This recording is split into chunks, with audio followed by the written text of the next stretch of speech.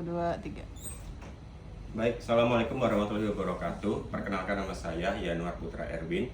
Saya salah satu mahasiswa di Magister Hukum Universitas Tarumanegara. Nomor induk mahasiswa saya 207242012. Pada kesempatan kali ini saya hendak mempresentasikan terkait dengan pembuktian dan sistem pembuktian dalam hukum acara pidana di Indonesia. Presentasi ini saya sampaikan guna untuk menempuh ujian tengah semester mata kuliah Hukum Penyelesaian Sengketa. Dosennya adalah Bapak Heri Firmansyah. Ya, langsung saja terkait dengan pembuktian dan sistem pembuktian dalam hukum acara pidana di Indonesia. Ya, pertama kita hendak mendefinisikan mengenai pembuktian dan sistem pembuktian. Nah, pembuktian itu sendiri adalah salah satu tahapan dalam hukum acara pidana yang menurut ketentuan KUHP, yang dimana kita tahu bahwa di dalam hukum acara pidana itu ada beberapa tahapan, yang dari dakwaan, kemudian eksepsi, kemudian ada tanggapan eksepsi, kemudian ada putusan selah, setelah itu ada pembuktian, setelah pembuktian ada tuntutan, kemudian pledoi, setelah pledoi ada replik, dan kadang dalam hukum acara pidana itu memang tidak disebutkan terkait dengan adanya pembelaan terdakwa. Biasanya kalau persidangan itu langsung ke putusan, cuman beberapa kasus ada kesempatan kepada terdakwa untuk memberikan pembelaan secara pribadi sebelum adanya putusan. Nah, untuk pembuktian ini sendiri juga akan saya kupas tuntas terkait dengan asas-asas hukum acara pidana terkait pembuktian, apa saja, terus kemudian akan saya sandingkan juga dengan beberapa kasus, dan juga akan saya analisa juga terkait dengan kasus tersebut, dan akan saya coba sandingkan dengan teori-teori yang ada. Nah, terkait dengan bukti harus memenuhi syarat ini adalah di dalam KUHP kita mengenal bahwa pembuktian ini harus tidak boleh hanya satu atau tidak boleh berdiri sendiri, karena dalam hukum acara pidana ini kita mengenal adanya harus minimal 2 alat bukti untuk menjatuhkan sebuah putusan bahwa seseorang itu dapat dipidana atau tidak. Jika hanya satu alat bukti tidak dapat menjatuhkan putusan pidana kepada pelaku, kecuali terhadap pemeriksaan dengan acara cepat atau tipiring, itu diperbolehkan. Langsung saja mengenai dasar hukum. Dasar hukum pembuktian ini kita bisa lihat di pasal 183 KUHP bahwa hakim tidak boleh menjatuhkan pidana kepada seseorang kecuali apabila dengan sekurang-kurangnya 2 alat bukti yang sah. Ia bisa memperoleh keyakinan bahwa suatu tindak pidana benar-benar terjadi dan bahwa terdakwalah yang benar-benar melakukannya. Ini seperti yang saya sampaikan tadi, bahwa artinya satu alat bukti ini tidak bisa menjadi dasar bahwa terdakwa tersebut dapat diputuskan bersalah terhadap suatu tindak pidana. Ada minimal alat bukti, minimal ada 2. Nah, untuk pasal 184 ayat 1 KUHP ini, alat bukti yang sah adalah yang pertama keterangan saksi, kemudian keterangan ahli, kemudian surat, petunjuk, dan keterangan terdakwa. Nah, di ayat 2-nya itu hal-hal yang secara umum sudah diketahui tidak perlu dibuktikan. Lanjut saja.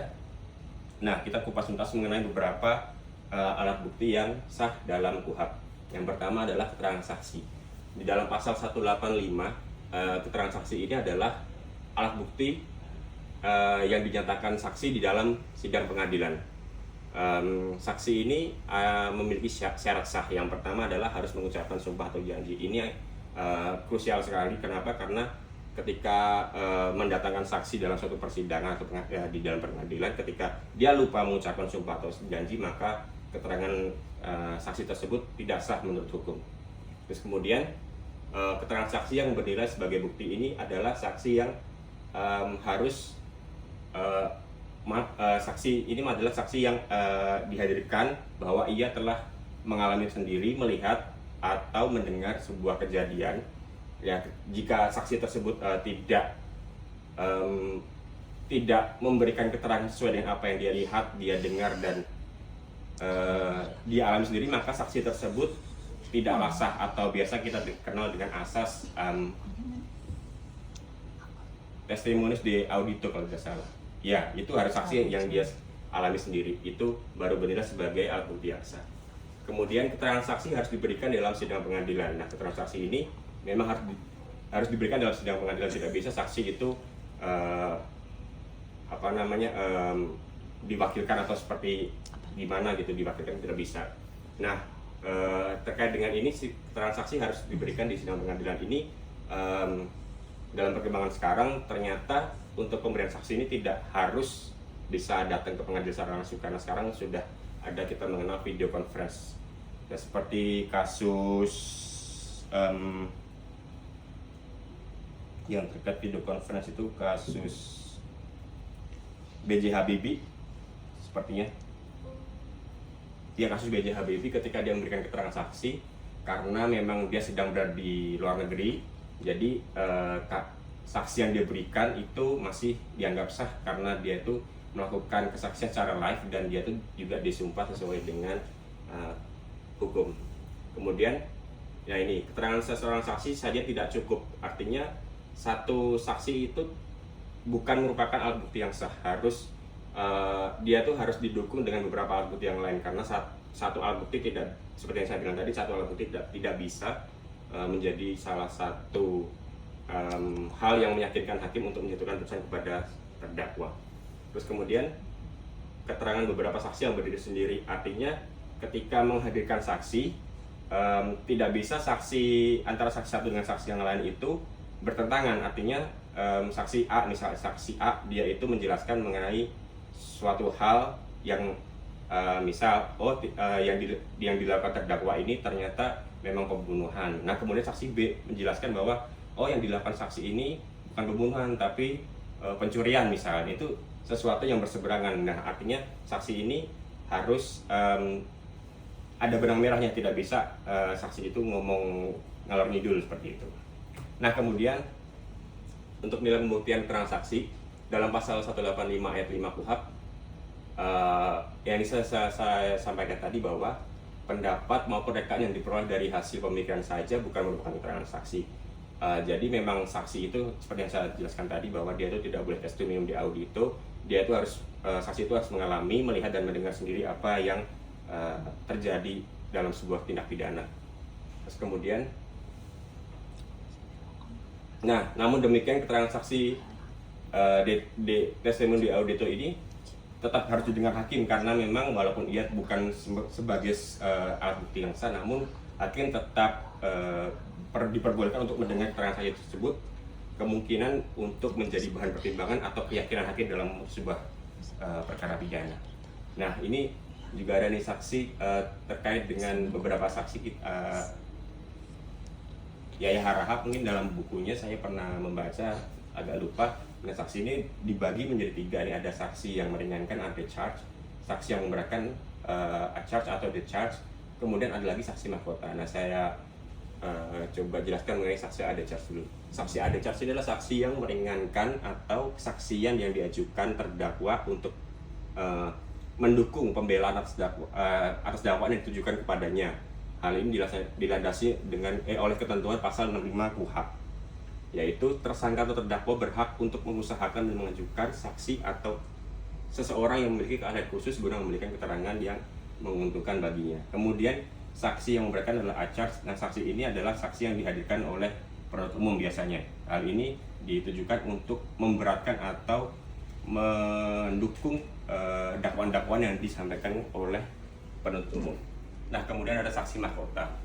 Saksi mahkota ini adalah istilah untuk tersangka atau terdakwa yang dijadikan saksi untuk perkara lain yang sama-sama melakukan suatu perbuatan pidana.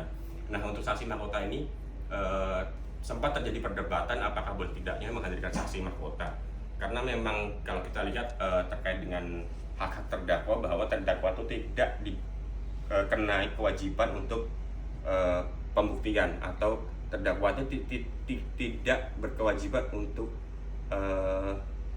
menyampaikan sesuatu atau memberikan keterangan. Dia berhak untuk diam. Artinya beberapa pihak beberapa pihak itu tidak mendukung adanya saksi penghadiran saksi mahkota ini karena hal tersebut. Tapi untuk sekarang ini saksi mahkota dapat dihadirkan karena memang untuk pertimbangan hakim agar sebuah tindak pidana itu terang. Sebuah tindak pidana itu bisa terlihat apakah Ya, hakim itu yakin untuk menjatuhkan sebuah putusan kepada terdakwa. Makanya oleh karena itu saksi mahkota itu dapat dihadirkan. Hal ini juga dikuatkan dengan putusan Mahkamah Agung nomor 2437/Pit/Sus/2011 yang menyebutkan bahwa walaupun tidak diberikan suatu definisi otentik dalam KUHP mengenai saksi mahkota, namun berdasarkan perspektif empirik, maka saksi mahkota didefinisikan sebagai saksi yang berasal atau diambil dari salah seorang tersangka atau terdakwa lainnya yang bersama-sama melakukan perbuatan pidana. Dan dalam hal mana pada saksi tersebut diberikan mahkota. Adapun mahkota yang diberikan pada saksi terdakwa tersebut adalah dalam bentuk ditiadakan penuntutan terhadap perkaranya atau diberikan suatu tuntutan yang sangat ringan apabila perkaranya dilimpahkan ke pengadilan atau dimaafkan atas kesalahan yang pernah dilakukan. Nah, untuk saksi mahkota ini ada kasus, yaitu kasus Syahrul Yassin Limpo, kasusnya SYL, di mana SYL ini dihadirkan untuk memberikan keterangan yang sebenarnya dia itu juga turut sebagai terdakwa. Dia diminta untuk memberikan keterangan atas tindak pidana yang dilakukan oleh mantan Sekretaris Jenderal Kementan Kasti Subagyo dan mantan Direktur Alat dan Mesin Pertamina di Kementan Muhammad Hatta. Artinya memang saksi mahkota ini untuk saat ini tetap dihadirkan untuk memang membuat terang suatu tindak pidana tersebut.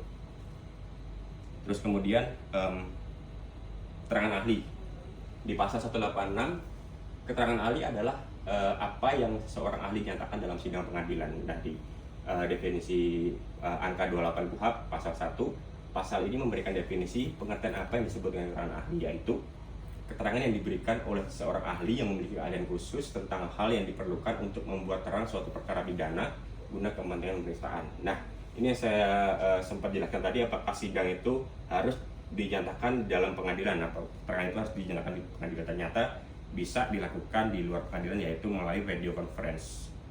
Sudah banyak kasus yang dilakukan seperti yang saya tadi sampaikan, kasus keterangan ahli yang diberikan B.J. Habibie bahwa dia bisa memberikan keterangan di Jerman dengan live dan disumpah seperti sesuai dengan kitab hukum acara pidana.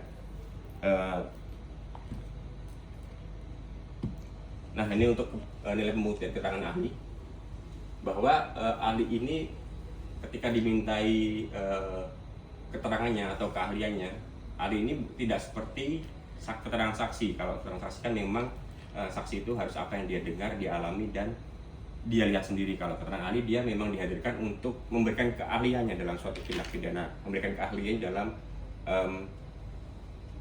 menyimpulkan apa sebenarnya tindak pidana yang menyimpulkan apa yang sebenarnya sebuah tindak pidana itu harus dipersangkakan kepada terdakwa itu sebenarnya sebuah tindak pidana atau tidak. Kadang-kadang seperti itu. Nah, untuk keterangan ahli ini nilai kekuatan pembuktiannya adalah bebas, artinya hakim boleh menggunakan keterangan ahli ini dalam pertimbangannya untuk memutus sebuah perkara pidana atau tidak. Artinya ini memang kembali lagi keyakinan hakim untuk memutus sebuah perkara pidana. Nah, kemudian ya sesuai dengan prinsip minimum pembuktian, artinya memang satu alat bukti tidak bisa menjatuhkan pidana kepada seorang. Memang keterangan ini harus dibarengi dengan alat bukti yang lain, minimal 2 alat bukti.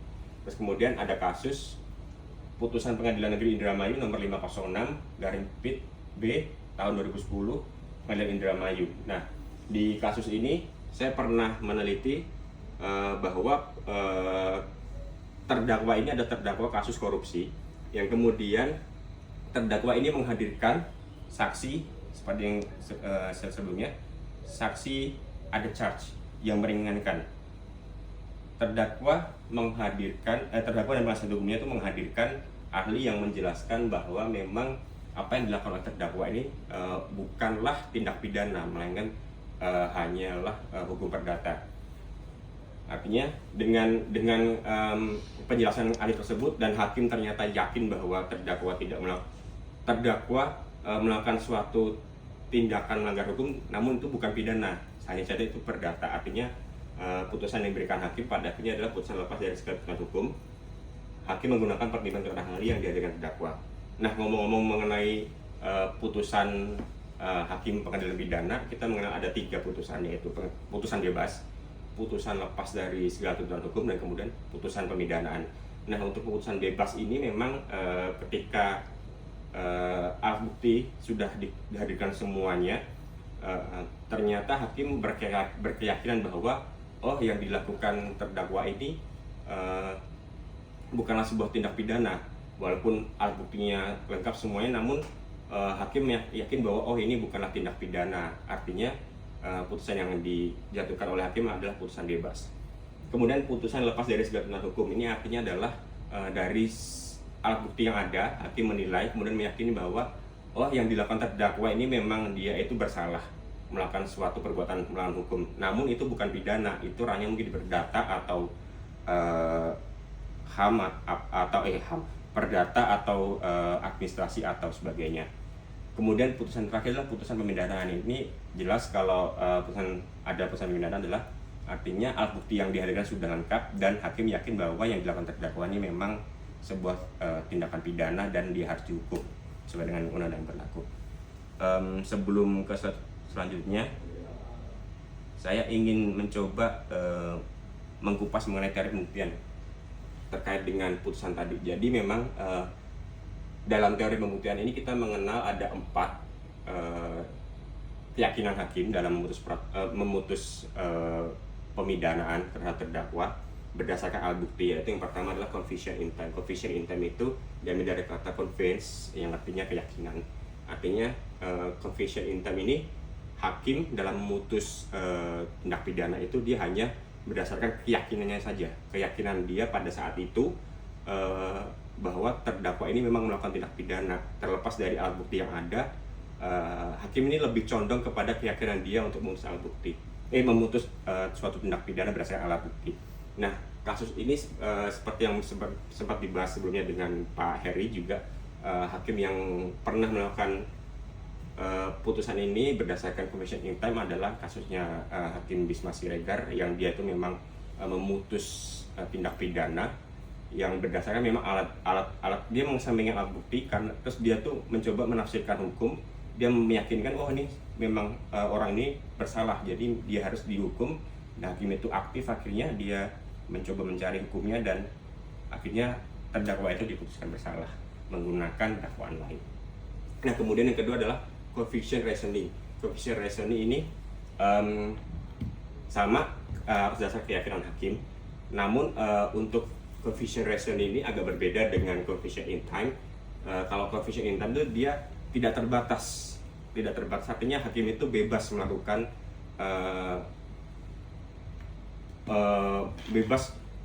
artinya keyakinan hakim itu tidak ada batasan. Nah, untuk conviction reasoning ini keyakinan hakim itu dibatasi oleh alasan-alasan yang didasarkan oleh hukum. Artinya tidak bisa hakim itu hanya berdasarkan keyakinan saja, dia harus mempertimbangkan alasan-alasan, harus memberikan alasan-alasan yang sesuai dengan hukum. Itu adalah conviction reasoning. Kemudian pembuktian menurut undang-undang secara positif.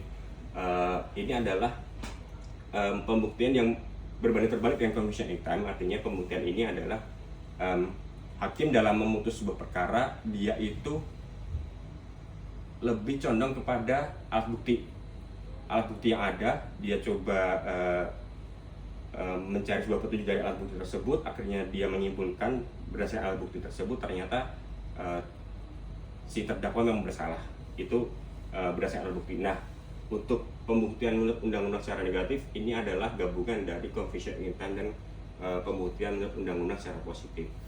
Gabungannya adalah maksudnya hakim dalam memutus sebuah perkara pidana, dia itu tidak hanya memang berdasarkan keyakinan hakim, juga harus berdasarkan alat bukti. Ini artinya gabungan dari conviction in time dan pembuktian menurut undang-undang secara positif. Dan itu ideal saat ini memang hakim itu harus seperti itu, tidak hanya dia harus berdasarkan keyakinan, tapi dia harus juga berdasarkan dengan alat bukti yang ada.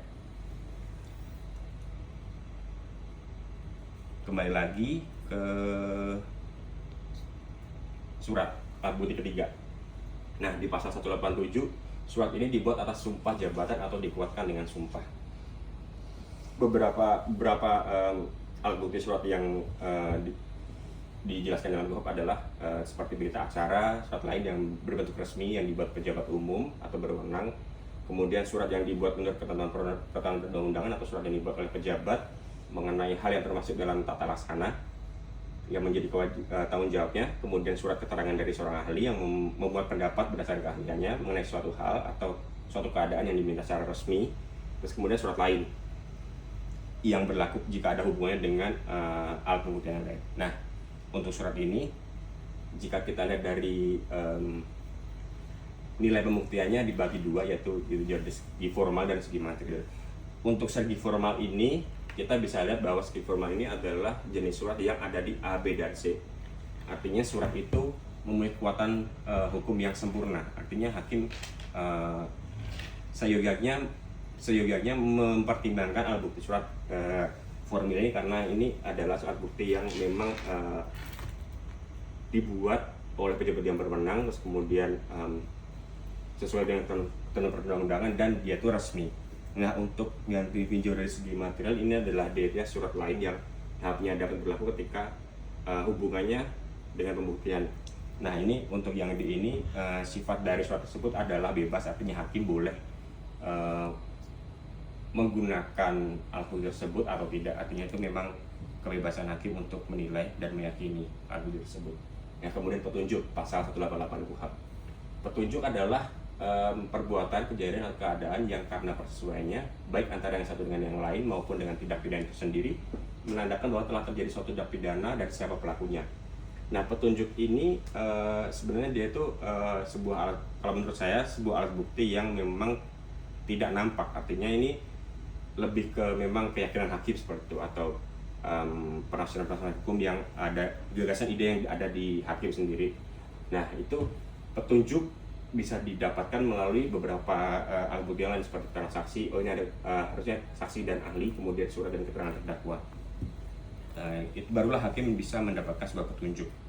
Nah, nilai kekuatan pembuktian petunjuk ini sama dengan yang lain, dia tuh bebas. Artinya hakim dalam suatu perkara itu bebas, dia itu secara aktif apakah terdakwa ini memang menunjukkan tanda-tanda bahwa dia memang melakukan tindak pidana atau tidak.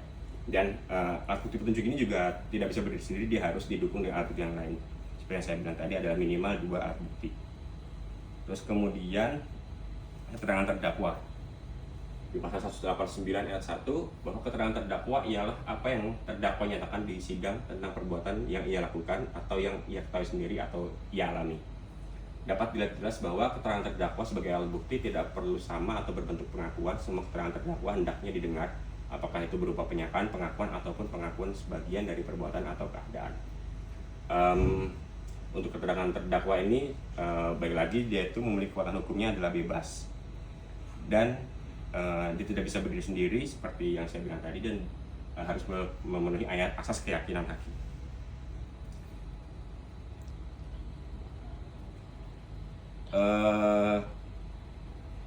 Jika saya ingin menambahkan bahwa memang untuk beberapa nilai alat bukti itu seperti yang saya bilang tadi, bahwa memang tidak boleh hanya salah satu saksi saja untuk membuktikan bahwa suatu seorang terdakwa itu dapat dipidana. Itu ada asas unus justice, artinya satu alat bukti tidak dapat menentukan bahwa terdakwa itu dapat dipidana.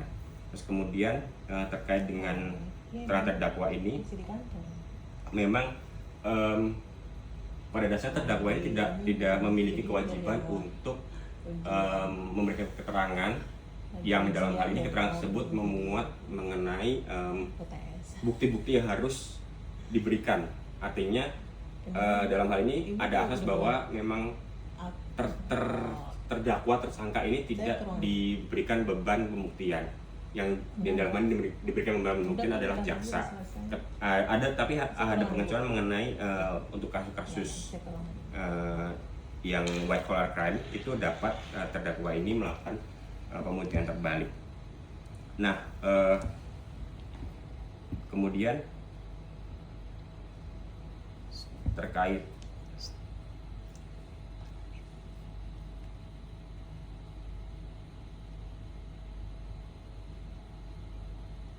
untuk terkait putusan ini juga kita mengenal bahwa prinsip hukum mengenai asas in dubio pro reo, artinya ketika suatu perkara ini hakim dalam keyakinannya dia itu tidak yakin bahwa seseorang melakukan tindak pidana, maka putusan tersebut harus dijatuhkan yang paling menguntungkan untuk terdakwa. Artinya apabila memang hakim tidak yakin bahwa seseorang melakukan tindak pidana, maka dia itu seyogianya dilepaskan atau dibebaskan dari tuntutan hukum. Nah, hal ini merupakan pelengkap dari asas hukum praduga tidak bersalah. Nah, itu saja itu saja presentasi dari saya terkait dengan pembuktian dan sistem pembuktian dalam hukum acara pidana. Terima kasih. Mohon maaf kalau waktunya lebih dari apa yang ditentukan. Semoga bermanfaat presentasi saya. Wassalamualaikum warahmatullahi wabarakatuh. Terima kasih.